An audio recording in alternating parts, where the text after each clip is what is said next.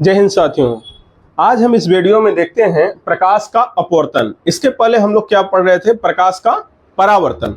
परावर्तन में हमने 1/f/1/v+1/u पर सवाल देख लिया, रेखीय आवर्धन पर सवाल देख लिया, प्रतिबिंब शब्द देख लिए, अवतल से किस तरह से बनता है, उत्तल से किस तरह से बनता है, प्रतिबिंब होता क्या है, फोकस बिंदु क्या होता है, फोकस दूरी। अगर किसी भी छात्र द्वारा ये पहले की वीडियो नहीं देखी गई है तो कृपया जाके पहले की वीडियो देख लीजिए, तब सीक्वेंस में आप यहाँ आइए, डायरेक्ट यहाँ मत आइए। और अगर आप इस चैप्टर का नाम देखे होंगे तो चैप्टर क्या था? प्रकाश का परावर्तन तथा अपवर्तन। तो परावर्तन अर्थात आधा हिस्सा खत्म, अपवर्तन वाला हिस्सा आ गया है। ये टॉपिक भी बहुत इंपॉर्टेंट है क्योंकि अपवर्तन जब पढ़ लेंगे तो आप लेंस समझ में आ जाएगा, फिर लेंस अपने आप समझ में आ जाएगा। इसलिए आज हेडिंग पढ़ा है प्रकाश का अपवर्तन, रिफ्रैक्शन ऑफ लाइट। अब इसको पढ़ने के लिए हमें क्या चाहिए? पारदर्शी माध्यम चाहिए। पारदर्शी माध्यम चाहिए। क्यों पारदर्शी माध्यम चाहिए? आपके मन में क्वेश्चन आना चाहिए कि पारदर्शी माध्यम क्या है और क्यों पारदर्शी माध्यम चाहिए। तो चलो दोनों बातें पहले समझा देते हैं। देखो, जब हम परावर्तन पढ़ रहे थे तो वहां क्या बताए थे कि जब प्रकाश किरण किसी चिकने तल से टकराकर अपने ही माध्यम में वापस लौट आती है, मतलब हवा से गई हवा में लौट आई, तो उसे प्रकाश का परावर्तन कहते थे। लेकिन यहाँ अपवर्तन में अपने माध्यम में वापस नहीं जाना है किरण को। हवा से गई कांच में चली जाएगी, हवा से जाएगी जल में चली जाएगी, जल से कांच में चली जाए, मतलब एक माध्यम से दूसरे माध्यम में किरण को जाना होगा, तब अपवर्तन की घटना होगी। समझ रहे हैं? तो एक माध्यम से जब दूसरे माध्यम में जाना होगा तो अगर माध्यम पारदर्शी नहीं होगा तो किरण कैसे जाएगी? पारदर्शी क्या होता है?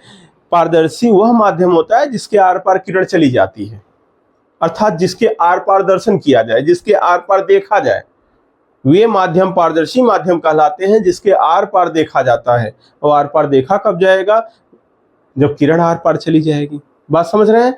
तो पारदर्शी माध्यम में ही ये घटनाएं घटेंगी। तो जिसके आर पार दर्शन किया जाए, देखा जाए, उसे पारदर्शी कहते हैं। और देखा तब जाएगा जब किरण आर पार जाएगी, क्योंकि कोई किरण अगर कहीं से आके हमारी आंख में आती है तभी वो वस्तु में दिखती है, ये हम पहले बता चुके हैं। तो पारदर्शी माध्यम क्या होते हैं? ठोस भी हो सकता है, द्रव भी हो सकता है, गैस भी हो सकता है। ठोस में एग्जाम्पल जैसे कांच, ग्लास बोलते हैं इसलिए जी से रिप्रेजेंट करते हैं। द्रव में एग्जाम्पल जैसे जल, वाटर। गैस में एग्जाम्पल जैसे वायु, एयर।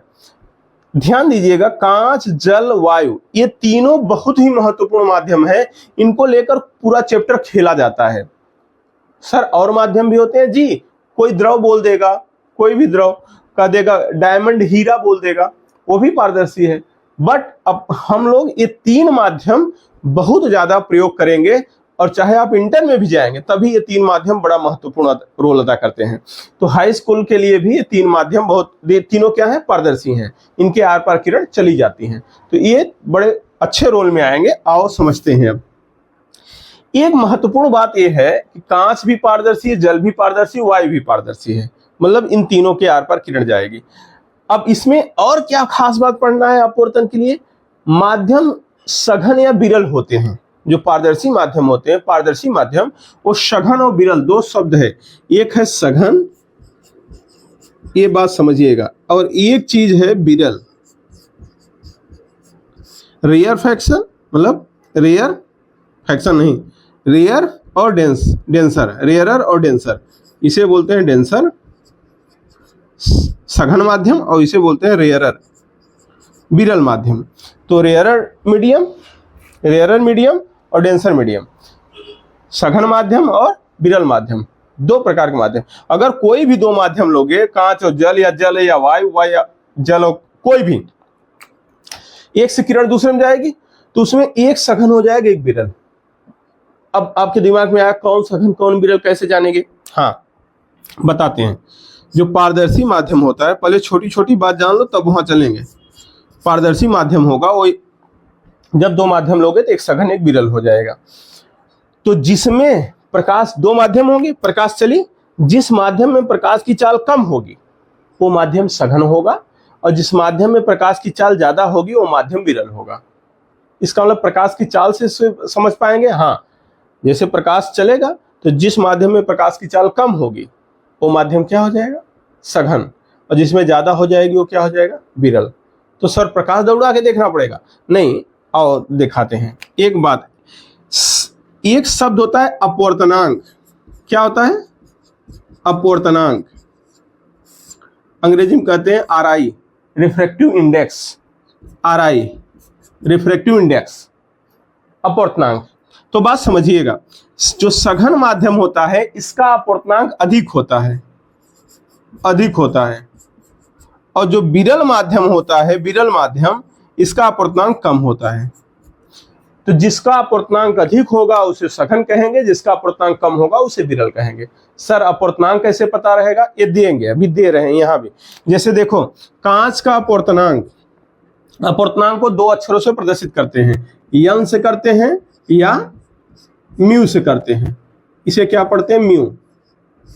ये देखो म्यू है, यू की तरह देखो, ये क्या है? म्यू, म्याऊ नहीं, म्यू। हाँ म्यू है, या यन, स्मॉल यन या म्यू से प्रदर्शित करते हैं। किसको? अपवर्तनांक को। तो जिसका अपवर्तनांक ज्यादा वो सघन, जिसका अपवर्तनांक कम वो विरल। तो कांच का अपवर्तनांक क्या है? 1.50, 1.50 या 5 ही केवल लिख सकते हो, 1.5 लिख दो या 50 लिख दो, ये कांच का है। ठीक है। अच्छा, जल का क्या है? जल का है सर 1.33। जल का क्या है? 1.33। और वायु का क्या है? 1.003। 1.003 ये किसका है? वायु का है। तो आप देखो, इसी को आप फ्रैक्शन में कहेंगे 4/3 हो जाएगा, 4/3, और ये 3/2। इसे क्या लिख सकते हो? 3/2, और इसे क्या लिख सकते हो? 4/3। ये भी सही है। ठीक है। तो अब देखो, अगर हम कांच और जल ले लिए तो आप बताओ कि कौन ज्यादा है? 1.5 ज्यादा है कि 1.33? 1.5 ज्यादा है। ठीक है। अब इतना बड़ा छोटा तो आता होगा, 1.5 बड़ा है। जब 1.5 बड़ा है, इसका मतलब कांच सघन हो जाएगा, जल विरल। अगर कांच से जल में या जल से कांच में किरण जा रही है, दो माध्यम ऐसे पारदर्शी हैं, इनमें सघन विरल छांटना हो तो जिसका अपवर्तनांक ज्यादा वो क्या हो जाएगा? सघन, जिसका कम हो विरल। तो कांच क्या हो जाएगा? सघन, और जल क्या हो जाएगा? विरल। और जल और वायु ले ले तब सर वायु का तो कम है, जल का ज्यादा है अपवर्तनांक, तो जल सघन हो जाएगा, वायु विरल हो जाएगी। जल और कांच में कौन सघन हो गया? कांच। तो कांच सघन हो गया। और वायु और जल में कौन सघन हो गया? कांच, जल। क्यों? क्योंकि इसका अपवर्तनांक 1.33, उसका अपवर्तनांक कम है। और आपको एक बात बता दें, दुनिया में सबसे, जितने भी पारदर्शी माध्यम हैं, सबसे कम अपवर्तनांक इसी का है, सबसे कम अपवर्तनांक है। इसका मतलब दुनिया में कोई भी माध्यम लोगे, कोई भी पारदर्शी माध्यम लोगे और वायु रहेगा, तो वायु तो सबसे कम अपवर्तनांक वाला है, तो सबसे विरल होगा। तो दुनिया का सबसे विरल माध्यम वायु है। अब कोई पागल उठ के ये न कह देगा कि सर निर्वात, निर्वात कोई मीडियम नहीं है, वहां तो कोई माध्यम ही नहीं होता। निर्वात का इससे भी उसका अपवर्तनांक 1 होता है, समझ रहे हैं?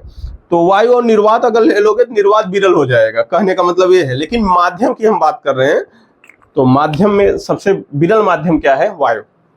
ठोस, द्रव, गैस, जितने भी आप माध्यम देख रहे हो, इसमें सबसे विरल क्या है? वायु।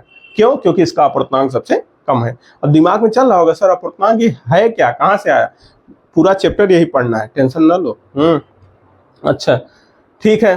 तो उस दिमाग में अब एक बात और आ रहा होगा, सबसे अधिक अपवर्तनांक किसका है? यहां कांच दिख रहा है, कांच का नहीं, कांच का नहीं, हीरा का होता है। सबसे अधिक अपवर्तनांक किसका होता है? हीरा का, हीरा का, डायमंड का। इसका अपवर्तनांक होता है 2.415, या इसी को आप 2.42 भी कहीं कहीं देखते होंगे। ठीक है, 2.42। सॉल्व करने के लिए 2.4 केवल लेते हैं प्रयोग में, लेकिन एग्जैक्ट 2.42 या 2.415 कह सकते हो, दोनों बात एक है। 5 हटाओगे तो 1 जुड़ जाएगा आगे, तो 2.42 होता है हीरे का। इससे अधिक अपवर्तनांक किसी का नहीं है। तो बताओ दुनिया का सबसे सघन माध्यम किसका, कौन है? हीरा। दुनिया का सबसे सघन माध्यम हीरा, सबसे विरल माध्यम वायु। तो हीरा के साथ कोई भी माध्यम रहे वो हीरा के सापेक्ष क्या होगा? विरल ही होगा, क्योंकि हीरा दुनिया का सबसे सघन है। और वायु के साथ कोई भी माध्यम आएगा तो सघन ही होगा, क्योंकि वायु दुनिया का सबसे विरल माध्यम है। तो समझ में आ गया सघन और विरल। जिसका अपवर्तनांक अधिक वो सघन, और जिसका अपवर्तनांक कम वो विरल। और सघन में चाल प्रकाश की कम होती है, विरल में चाल ज्यादा होती है। ये तो विशेषता में ही आप पढ़ लिए थे। तो अब आते हैं हम कहाँ, अपवर्तन वाले टॉपिक पे। ये तो हम थोड़ा सघन विरल समझा दिए थे। चलें आगे, ठीक। तो आओ अब हेड यहाँ समझाएं अपवर्तन। देखिए एक माध्यम क्या है, पहला माध्यम हमने ले लिया वायु, और दूसरा माध्यम क्या ले लिया, कांच। यहाँ क्या ले लिए, अभी पहला माध्यम है वायु, वायु से यहाँ कांच से वायु में जाएगी, यहाँ वायु से कांच में आएगी किरण। यहाँ पहला माध्यम हम कांच कर दिए, दूसरा माध्यम वायु कर दिए। मतलब हमें वायु से कांच में किरण ले जाना है, फिर यहाँ कांच से वायु में। तो आप एक बात तो समझ गए होंगे कि वायु दुनिया का सबसे विरल है, तो कांच क्या हो जाएगा, सघन। तो देखो वायु से कांच में कोई किरण ले चल रहे हैं, ले चलो किरण। एक प्रकाश किरण गिराओ, पहले वायु से आ रही है और एक कांच के सरफेस पे गिर गई, पारदर्शी माध्यम, इसके सरफेस पे गिर गई, सतह पे गिर गई, गिरने दो इसे। अब यहाँ क्या करें, यहाँ कांच से अंदर से आप एक किरण ले जा रहे हो, कांच से मतलब कहाँ, वायु में, मतलब कांच के अंदर से वायु निकलना चाहती है, ये सरफेस पे गिर गई। ये दोनों को, कांच और वायु को अलग करने वाला सरफेस है, ये कांच, वायु और कांच को अलग करने वाला सरफेस है। बात समझिए, अगर ढंग से देखो आप तो यहाँ विरल से सघन में किरण जाना चाहती है। देखो विरल माध्यम वायु दुनिया का सबसे विरल, तो विरल से सघन में जा रही है किरण, और यहाँ क्या हो रहा है, जवाब आना जाना चाहिए आपको, सघन से विरल में जाना चाहती है। ठीक है, सघन विरल समझ में आ गया होगा। अब देखो यहाँ सबसे बड़ा नियम वही पुराना कि जब किरण कहीं गिरती है उस बिंदु को आपतन बिंदु कहते हैं, जो किरण आती है उसका नाम आपतित किरण है, जहां गिरती है वहीं एक लंब खींचते हो उसे क्या कहते हैं, अभिलंब। तो ये तो जो पढ़ाए थे वही काम देगा, यहां भी वही करो।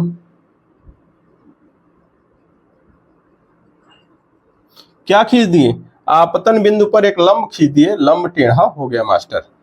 हाँ तो लंब पर 90 अंश वाला रहेगा, टेढ़ा नहीं, सीधा करो। तो 90 अंश खींच दिए, आपतन बिंदु पर खींचा गया लंब अभिलंब हो गया। यहां भी चलो सर, यहां भी क्या कर दिए, लंब खींच दिए, अभिलंब हो गया। ठीक, अब क्या होगा, अब क्या होगा, देखो क्या होगा, आने वाली किरण इसके साथ जो कोण बनाते हैं उसे क्या कहते हो, सर आपतन कोण आई कहते हैं। ठीक है, जाने का रास्ता दिखाओ, होगा क्या देखा जाएगा, लेकिन अभी रास्ता दिखाओ। रास्ता जाने का क्या है सर, अगर ये माध्यम न होता तो सीधे चली जाती, क्योंकि रास्ते में कोई रुकावट नहीं था, चली जाती। अब यहाँ देखो ये रास्ता नहीं, ये माध्यम सीधा, अगर कांचे में जाना होता सीधा जाने का रास्ता था। जैसे आप मान लो एकदम पीएम रोड, प्रधानमंत्री रोड पे आ रहे हैं, मन मन मन मन हैंडल छोड़ के चला रहे हैं साइकिल, और आगे खड़ंजा वाला रोड आ गया या तो बोल्डर वाला रोड आ गया, हैंडल छोड़े हुए हैं, तो क्या होगा, सीधे साइकिल चली जाएगी, नहीं, इधर उधर या कहीं गिर पड़ोगे। तो यहाँ देखो हवा से आ रही थी, यहाँ सघन विरल से आ रही थी, यहाँ सघन मिल गया। अब यहाँ सघन से जा रही थी, यहाँ विरल मिल गया। अगर आप देखें तो वायु में प्रकाश की चाल कितना होती है, 3 × 10⁸, और कांच में प्रकाश की चाल 2 × 10⁸। तो यहाँ अधिक चाल से कम चाल हो रही है, यहाँ कांच में चाल 2 × 10⁸, यहाँ 3 × 10⁸, यहाँ कम से अधिक हो रही है। तो यहाँ अधिक से कम और वहाँ कम से अधिक, तो कहीं न कहीं दिशा भी इसका चेंज हो जाता है। क्यों, क्योंकि चाल चेंज हो जा रही है तो दिशा भी चेंज हो जाता है। अब आपके दिमाग में आएगा ऐसा कैसे हो गया, तो ऐसा कैसे हो गया, जब हम formula sin i / sin r = 1/2 ये सब बता देंगे तो हम आपको सिद्ध करके दिखा देंगे कि क्यों मुड़ी है, चाहे इधर मुड़े चाहे उधर मुड़े, क्यों मुड़ रही है, ये हम बाद में आपको बता देंगे, अभी परेशान न होइएगा। तो विरल माध्यम से सघन माध्यम में अगर किरण आती है तो अभिलंब की ओर झुक जाती है। क्यों, क्योंकि चाल कम हो जाता है, चाल कम हो जाता है। कम चाल होने से कैसे झुक जाती है, आपके मन में क्वेश्चन रहना चाहिए, आगे हम बताएंगे। आगे कब बताएंगे, जब अपवर्तन का नियम sin i / sin r = 1/2 ये सब बता देंगे, इसके बाद में खुद बता दूंगा, टेंशन न लीजिएगा, रेगुलर पढ़ते रहिए बस। ये जाने का रास्ता है, अभिलंब को झुकाओ, मतलब इधर अभिलंब तो यही है, तो अभिलंब को झुकाओ। विरल से सघन में जाएगी तो अभिलंब को झुकती है, विरल से सघन में जाती है चाल कम हो जाता है, अभिलंब को झुक जाती है किरण। अच्छा, और सघन से विरल में जाती है चाल बढ़ जाता है, तो अभिलंब से दूर मन मन मन मन भाग जाती है। जाने का रास्ता ये है, दूर दूर, अभिलंब मतलब ये है, रास्ता ये है, तो दूर होने का मतलब उधर चली जाएगी, बिल्कुल। अब देखो, यह आपतित किरण है, अविलंब के साथ जो कोण बनाई आपतन कोण आई, यहां तक क्लियर है। अब बताओ अपवर्तन हुआ कि नहीं? अपवर्तन किसे कहते हैं सर, पहले ये तो बताओ। कुछ नहीं, कोई भी किरण चाहे विरल से सघन में जा रही हो, चाहे सघन से विरल में जा रही हो, क्या अपने रास्ते सीधे चली जा रही है ना? क्या हो रहा है उसके साथ? या तो अभिलंब की ओर आ जा रही है या अभिलंब से दूर हो जा रही है, रास्ता चेंज हो जा रहा है ना, रास्ता डेविएट हो जा रही है, विचलित हो जा रही है ना। इसी विचलित होने को तो अपवर्तन कहते हैं। बस जब प्रकाश किरण एक पारदर्शी माध्यम से दूसरे पारदर्शी माध्यम में, एक पारदर्शी दूसरे पारदर्शी माध्यम में जाती है तो अपने मार्ग से विचलित हो जाती है। मार्ग क्या था? जो काला वाला डॉट डॉट किए हैं वो मार्ग था, दोनों में अपने मार्ग से विचलित हो जाती है, और इसे ही प्रकाश का अपवर्तन कहते हैं। जब प्रकाश किरण एक पारदर्शी माध्यम से दूसरे पारदर्शी माध्यम में जाती है तो अपने मार्ग से विचलित हो जाती है, और इसे ही क्या कहते हैं? प्रकाश का अपवर्तन कहते हैं। सिंपल। तो इसका मतलब एक कौन सी किरण कहलाएगी? जब भैया वहां परावर्तन होता था तो किरण का नाम परावर्तित किरण था, यहाँ अपवर्तन है तो इस किरण का नाम क्या होगा? अपवर्तित किरण। ई वाली किरण क्या कहलाएगी? अपवर्तित। और ई वाला किरण क्या कहलाएगी? अपवर्तित। और ई वाली आपतित, क्योंकि ये आ रही है, और ई वाली क्या? आपतित। ठीक है, तो पहले माध्यम में जो आ रहा है आपतित और दूसरे माध्यम वाली अपवर्तित हो जाएगी। ठीक है, ओके। तो अपवर्तित किरण भी अभिलंब के साथ एक कोण बना रही है, इस कोण को कहते हैं आर। अब वहां भी आर था, यहाँ भी आर, क्यों? क्योंकि रिफ्रैक्शन को भी आर से कहते हैं, और वहां रिफ्लेक्शन था वो भी आर था। तो यहाँ आर क्या है? अपवर्तन कोण। तो कोण आई क्या है सर? वही पुरानी बातें हैं, आपतन कोण है। कोण आई क्या है? आपतन कोण है। और कोण आर क्या है सर? अपवर्तन कोण है। यहाँ कोण आर क्या है? अपवर्तन कोण। यहाँ कोण आर अपवर्तन कोण है। देख लो नीचे दिख रहा है कि नहीं भाई? तो अपवर्तन कोण है यार, ठीक है। वहां पर आवर्तन कोण था। मजेदार बात, विरल से सघन में अगर जाती है, विरल से सघन में जाती है तो देख लो क्या होगा? आई ज्यादा होता है आर से, आई बड़ा होता है, दिखाई दे रहा होगा, आई अधिक होता है आर से। तो जब किरण विरल से सघन में जाती है तो आई बड़ा होता है आर से सदैव। और जब किरण सघन से विरल में जाती है तो यहाँ भी अपवर्तन कोण दिखा सकते हो। अपवर्तित किरण द्वारा अभिलंब के साथ बनाया गया कोण अपवर्तन कोण, यहां से यहां तक। अपवर्तित किरण द्वारा अभिलंब के साथ बनाया गया कोण अपवर्तन कोण। यहां देखो आई से ज्यादा बड़ा आर है, इसका मतलब यहाँ क्या है? आर बड़ा है आई से। इसका मतलब जब सघन से विरल में जाएगी तो आर बड़ा होगा आई से, और विरल से सघन में जाएगी तो आई बड़ा होगा आर से, सदैव। ठीक है, सदैव। तो आशा करता हूं समझ में आ गया। आ गया पक्का? ठीक है, तो जरा बताइए डिफिनेशन क्या होगा प्रकाश के अपवर्तन का? डिफिनेशन हमको तो याद कराना है आपको एकदम क्लास में, कैसे याद करोगे? जब प्रकाश किरण एक पारदर्शी माध्यम से दूसरे पारदर्शी माध्यम, इसे भी साथ साथ, एक पारदर्शी से दूसरे पारदर्शी में जाती है तो अपने रास्ते से देखो विचलित हो जाती है, इसे ही प्रकाश का अपवर्तन कहते हैं। बोलो सिया राम बलराम चंद्र की जय। हम खत्म। तो आओ इसे लिख लेते हैं। जब प्रकाश किरण एक पारदर्शी माध्यम से दूसरे पारदर्शी माध्यम में जाती है तो अपने मार्ग से विचलित हो जाती है, इसे ही प्रकाश का अपवर्तन कहते हैं। इसे क्या कहते हैं? प्रकाश का अपवर्तन कहते हैं। तो यही तो परिभाषा समझाए थे और यही यहाँ लिख दिए हैं। तो आपका डिफिनेशन पूरा हो गया। ये दोनों चित्र अगर बना दोगे तो काम पूरा हो जाएगा। अब इसमें खास बात क्या है? खास बात यह है, डिफिनेशन तो कंप्लीट हो गया, अब खास बात यह है अपवर्तन में क्या क्या नहीं बदलता है और क्या बदलता है, ये बहुत महत्वपूर्ण बात है। तो ध्यान से देखिएगा, अपवर्तन में प्रकाश किरण की चाल देखो, यहां 3 × 10⁸ और यहाँ 2 × 10⁸ बदल रही है कि नहीं? चाल यहाँ का ज्यादा हो रहा है, वहां कम हो जाए, चाल तो बदल रही है ना, चाल बदलेगी। और दुनिया में एक बात समझ रहे हो, हाँ 9th में अगर पढ़े होगे तरंग की चाल और तरंग दैर्ध्य में संबंध, लैम्डा क्या कहते हैं? तरंग दैर्ध्य। वेवलेंथ क्या कहते हैं? तरंग दैर्ध्य। वेवलेंथ है। लेमडा से प्रदर्शित करते हैं। और v प्रोपोर्शनल टू लेमडा, इसका मतलब अगर v चेंज होगा तो लेमडा चेंज होगा, v अधिक होगा तो लेमडा अधिक होगा, v कम होगा तो लेमडा कम होगा। इसका मतलब तरंगदैर्घ्य भी बदल जाएगा, चाल के साथ ही जुड़ा होता है। अपवर्तन में किरण की चाल तो बदल रही है, चाल कामा तरंग दैर्घ्य, तरंग दैर्घ्य तो बदल जाती है, तो बदल जाती है, लेकिन काम बिगाड़े तीन, अगर मगर लेकिन, लेकिन क्या नहीं बदलता, फ्रीक्वेंसी आवृत्ति यहां कांस्टेंट होती होगी। अगर आप याद कियोगे v बराबर एन लेमडा करके, तो चाल बराबर आवृत्ति गुणे तरंग दैर्घ्य पढ़े होंगे, तो आवृत्ति कहता है कांस्टेंट रहता है। जब कोई भी तरंग, कोई भी किरण एक माध्यम से दूसरे माध्यम में जाएगी तो आवृत्ति नहीं बदलती, चक्रों की संख्या, आवृत्ति क्या होती है, एक सेकंड में चक्रों की संख्या। ठीक है, तो इसे, ये लाइन बहुत इंपॉर्टेंट है, ध्यान देना, डायरेक्ट परीक्षा में पूछा जाता है। लेकिन आवृत्ति नहीं बदलती, लेकिन क्या नहीं बदलता, आवृत्ति, लेकिन आवृत्ति, आवृत्ति मतलब फ्रीक्वेंसी, आवृत्ति नहीं बदलती,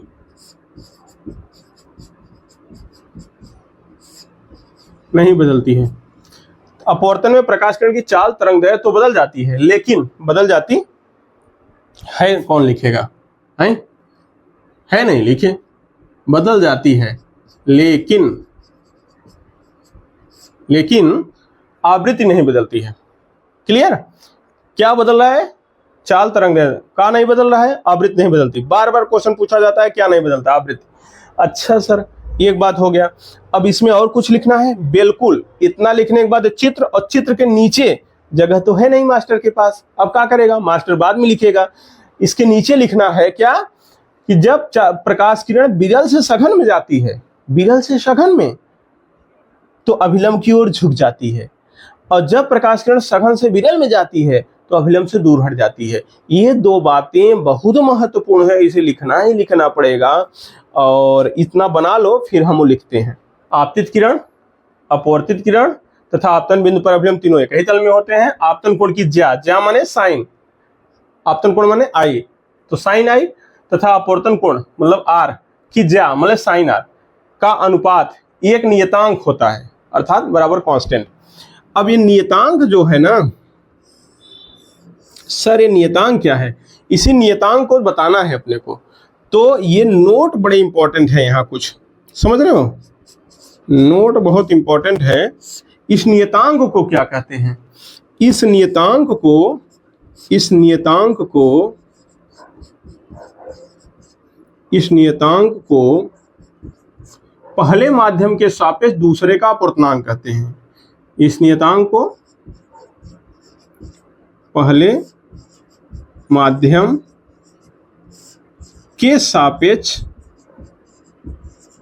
सापेक्ष माने कंपैरिजन कर रहा है, सापेक्ष दूसरे माध्यम का अपवर्तनांक कहते हैं। जो नियतांक आया उसे क्या कहते हैं, पहले के सापेक्ष दूसरे का अपवर्तनांक। और अपवर्तनांक को प्रदर्शित किससे कहते हैं, दूसरा क्या है, अपवर्तनांक को किससे प्रदर्शित करते हैं, तो अपवर्तनांक को, अपवर्तनांक को यन, यन है, यन या म्यू, म्यू, यन या म्यू, दो अक्षरों से प्रदर्शित करते हैं, यन या म्यू। इसको क्या लिखते हैं, म्यू, ध्यान देना, इसे म्यू पढ़ते हैं, ठीक है, लिख दिए हैं म्यू, आधा म यू म्यू। ये इस तरह से बनता है, देखो ऐसे, ये ऐसे, ठीक, तो म्यू। अपवर्तनांक को यन या म्यू से प्रदर्शित करते हैं, ठीक, म्यू से प्रदर्शित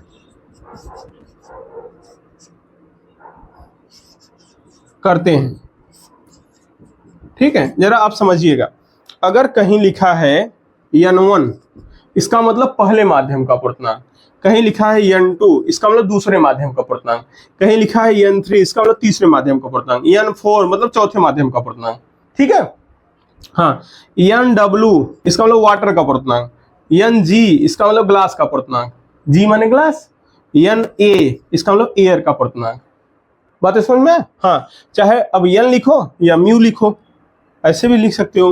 म्यू वन पहले माध्यम का अपूर्णांक, म्यू टू दूसरे माध्यम का अपूर्णांक, बस ऐसे ही कहीं लिखा है तो इस तरह समझिएगा। अब जरा एक बात और समझ लो, एक बात और समझो साथ में। अगर लिखा है 1n2 तो इसका मतलब पहले जो है उसके सापेक्ष दूसरे का बीच वाले को बोलेंगे अपूर्णांक। तो पहले माध्यम के सापेक्ष दूसरे माध्यम का अपूर्णांक, इसे कैसे पढ़ते हैं पढ़ना सीखो बस। अगर कहीं मान लो 2n3 लिखा है तो कैसे पढ़ोगे? दूसरे माध्यम के सापेक्ष तीसरे माध्यम का अपूर्णांक। 4n कुछ लिखा है, 7 लिखा है, इसे कैसे पढ़ोगे? चौथे माध्यम के सापेक्ष सातवें माध्यम का अपूर्णांक। पढ़ना सीखो। सर 5 म्यू 4 लिखा है तब क्या पढ़ेंगे? पांचवें माध्यम के सापेक्ष चौथे माध्यम का अपूर्णांक। पढ़ना सीख लो बस, काम हो जाएगा। अब मान लो कहीं लिखा है ANW तो एयर के सापेक्ष वाटर का अपूर्णांक, मतलब हवा के सापेक्ष जल का अपूर्णांक। ANG इसे क्या पढ़ेंगे? एयर के सापेक्ष ग्लास का अपूर्णांक। सर WNG इसे क्या पढ़ेंगे?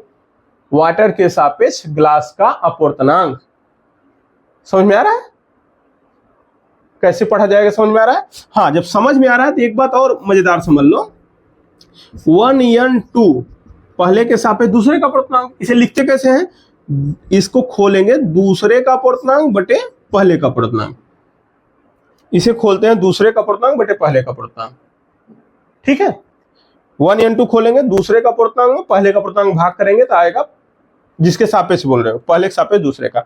अब आपको किसी को भी खोलना हो बता खोल सकते हो। इसको कैसे खोलोगे? सर n7 मतलब सातवें माध्यम का अपूर्णांक में चौथे माध्यम का अपूर्णांक का भाग कर देंगे। इसको खोलो, चौथे माध्यम का अपूर्णांक बटे पांचवें माध्यम का अपूर्णांक।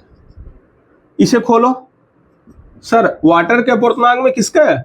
एयर के अपूर्णांक का भाग कर दो। इसे खोलो, ग्लास के अपूर्णांक में एयर का अपूर्णांक का भाग कर दो। इसे खोलो, n3 में क्या? n2 का, मतलब लास्ट वाला बटे पहले वाला, काम खत्म।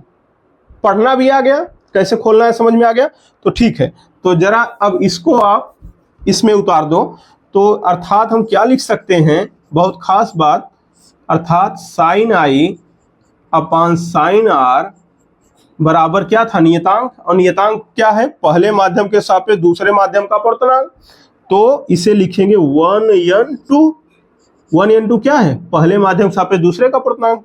और चाहो तो इसको और भी क्या लिख सकते हो? 1n2 बराबर n2 अपान n1, जहां 1n2 क्या है? पहले माध्यम,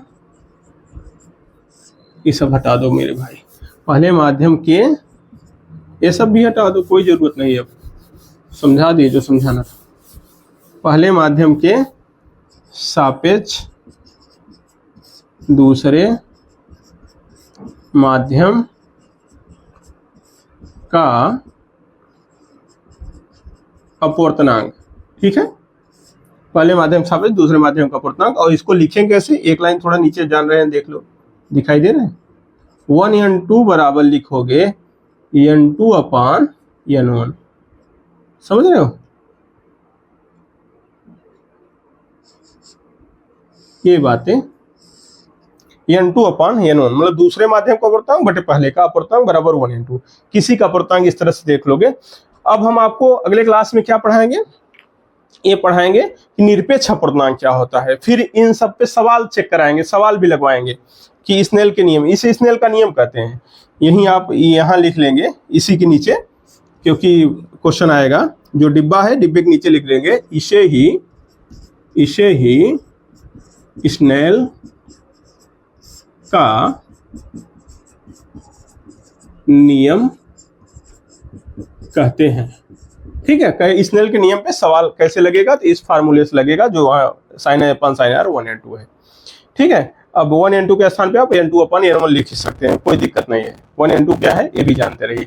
तो ये सब बातें आप समझ लीजिए, थोड़ा सा तेज कर दिए हैं तो समझ में आ गया, अच्छा है ना। अगली बार थोड़ा सा हम क्या निरपेक्ष अपूर्णांक पढ़ाएंगे और इसके बाद न्यूमेरिकल भी लिखवाएंगे। धीरे धीरे आपको डिटेल में इन लोगों के बीच संबंध क्या होता है अपूर्णांकों का वो भी बताएंगे, अपूर्णांकों के बीच क्या संबंध होता है वो भी बताएंगे, फिर अपूर्णांक और चाल में क्या संबंध होता है वो बता देंगे। तो आपको वो पता चल जाएगा काहे अभिलंब की ओर झुक रही थी किरण, काहे अभिलंब से दूर हट रही थी। बात क्लियर हुआ? ओके, तो मिलते हैं अगली क्लास में। आज के लिए इतना ही, धन्यवाद।